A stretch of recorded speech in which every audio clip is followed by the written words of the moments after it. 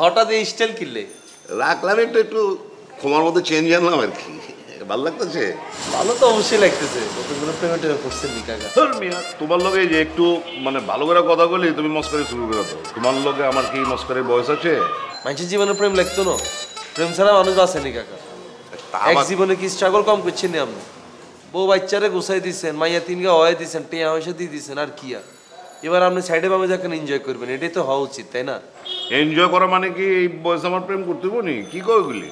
করবেন কাকা, করতে হইব কাকা। আই আপনার বয়স হয়ে গেলে তো কাকা আই করিয়ে লই, আর তো আটকে থাকতো না। আই খালি স্টাবলিশড হইলই না, বউ বাচ্চারে সব সেট করে দিই, আমি চলে যাবো আরেকজনের লোক। বাপরে বাপ, খুব তো ভালোই দেখো। হ্যাঁ, মনে হয় যে কত অভিজ্ঞতা আছে তোমার। আরে কাকা, ডাইনে মামে দেখছি না, আর কত বুড়া বুড়া আঙ্কেল অগল ইয়াং মা এগুলো হলে বিদেশ চলে যায়। কিল্লে যায় এটা তো আমরা বুঝি, ইয়াং মা এগুলোর তো কষ্ট কম হয়, বুঝেন না? আর কাকারা যায় কিল্লাই, সারা জীবন তো কিছু করতে পারে না, কারণ শেষ বয়সে না করি যায় একটা অপূর্ণ হলো এতারা মনে যেত না ইয়ার লাই। বুঝছি বুঝছি, বাদ দেওয়া হয়েছে ভালো। আচ্ছা, নোয়াখালী গেছিলা? হ্যাঁ কাকা, শরমেটা আর দিয়েন না।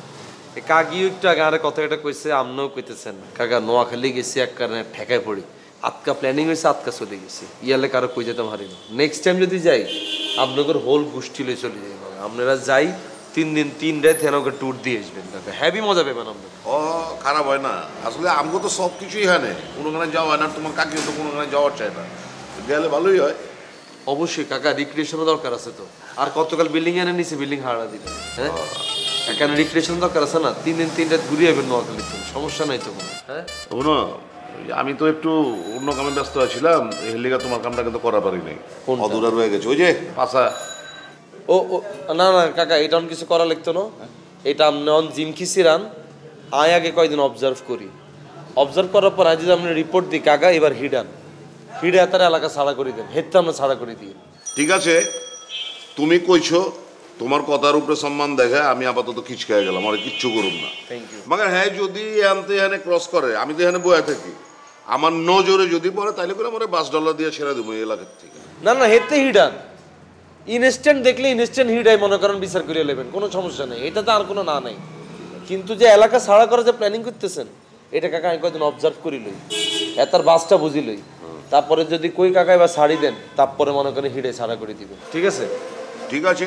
এতে কত খারাপ মানুষ কাকা, কাকি বুঝতেছে না। এই কাকিরা 101 বার কিন্তু সতর্ক করতেছি, আপনারাও করলাম। আমি কিন্তু আপনাকে ভালো চাই কাকা, আমি কিন্তু খারাপ চাই না। না, এটা তো আমি জানি, এটা আমি জানি, এর লেগে তো তোমার আমি এত মহব্বত করি, বুঝছো? থ্যাংক ইউ কাকা। তো ঠিক আছে নি কাকা, টিয়া পয়সা লাগবে না, খাইবেন নি কিছু? ব্যাপার কি, হ্যাঁ নোয়াখালীতে মনে হয় টাকার বাক্স লইছো। আচ্ছা কাকা, এটা আপনি কি কইলেন? আপনার 22 থেকে কি আপনার একবেলা খাইতে হইতো না? হ্যাঁ, আমি নোয়াখালীর তো না আসছি, খানা দানা কিছু আনতে পারি না, বুঝিনি। তো এবার চিন্তা করছি, আনার মতো হাত করেছে টিয়া দিছে, তো এই হাত করেছে টিয়া দিয়ে আমি কিছু খাইতাম চাইছি। না না, তুমি কইছো, মনে করো যে আমার দিল বইরা গেছে, পেট দি বইরা গেছে, আমি খুব খুশি হয়েছি। ঠিক আছে কাকা, আমি তাহলে যাইতেছি, যাই বাসা যা হইতে হইতে হইব, বুঝেননি? আর এটা আমি পুরোটা দেখতেছি। আচ্ছা ঠিক আছে। আচ্ছা, আমি তাহলে বললাম তোমার সিগন্যালের অপেক্ষা থাকো। ঠিক আছে, আজকে দিন করে ভেজি। আচ্ছা। শেষে আমি ইনভেস্ট করতেছি আপনার। Good good good. এইটা আপাতত করতেছি, এটাই যে লাভ হবে, জি, তো আসলের সাথে লাভটা একসাথে করে আবার ইনভেস্ট করব। Very good very good. এইভাবে তো বিজনেস এক্সপান্ড করে। আপনি আমার ব্যাপারটা সিরিয়াসলি দেখেন প্রাণ ভাই।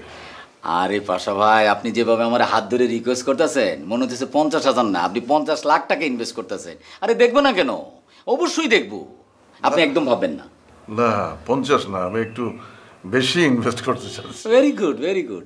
কত মানে লাখ দুয়েক এরকম? না ঠিক লাখ দুয়েক না, মানে টাকা যত আপনি বেশি ইনভেস্ট করবেন, আপনার প্রফিট কিন্তু তত বেশি হবে। যদিও এখানে একটু রিসপেক্ট ওটা থাকে, ব্যাপার না, আমি তো আছি। তবে বেশি ইনভেস্ট করলে কিন্তু ভালো, একটু প্রফিট পাবেন, আবার ইনভেস্ট করবেন, এটা ভালো দিক। কত? 51,500। ও আচ্ছা, 51,500। কিন্তু মানে 51,500 কোনো মানে একটা ফিগার থাকলে ভালো হতো না? হয় 50 করেন, না হয় 1 লাখ করেন, 1.5 লাখ করেন। না, এটা আমার লাকি অ্যামাউন্ট। ও আচ্ছা, আপনার ফোন আসছে? ও হ্যাঁ, বিজনেসের সময় আবার আমার ফোন ধরি না। আচ্ছা, আমরা কোথায় যেন ছিলাম পাশা? 51,500। ও হ্যাঁ, 51,500।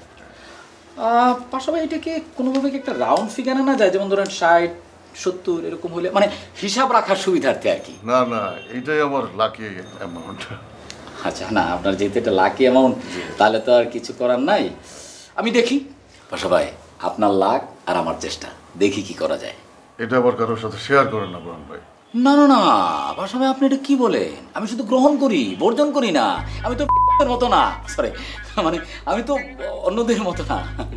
Thank you. আচ্ছা ভাই, চলেন বাইরে থেকে কিছু খেয়ে আসি, স্যুপ বা হালিম টালিম কিছু।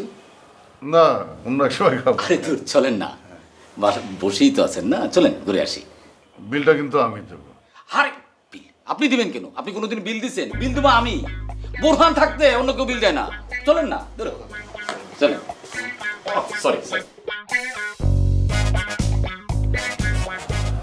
শুভ শাসন বন্ধু আর ফোনিকা টর্চালিটি অটো জলদি হবে। আমি তো আগেই বলছি এসব চাইনিজ ফোন ইউজ করলে এরকম তো হইবেই। বেটা আসল মেরে ভাঙিয়ে গেল টর্চ লাইট। আর এটাকে একটু ইয়ে করে দিয়েছে, আমার ঠিক করে দিয়েছে। এটা কেমন কি করতাম? জব হয়ে গেছে, যা বেটা। আবার জ্বলবো নি আবার।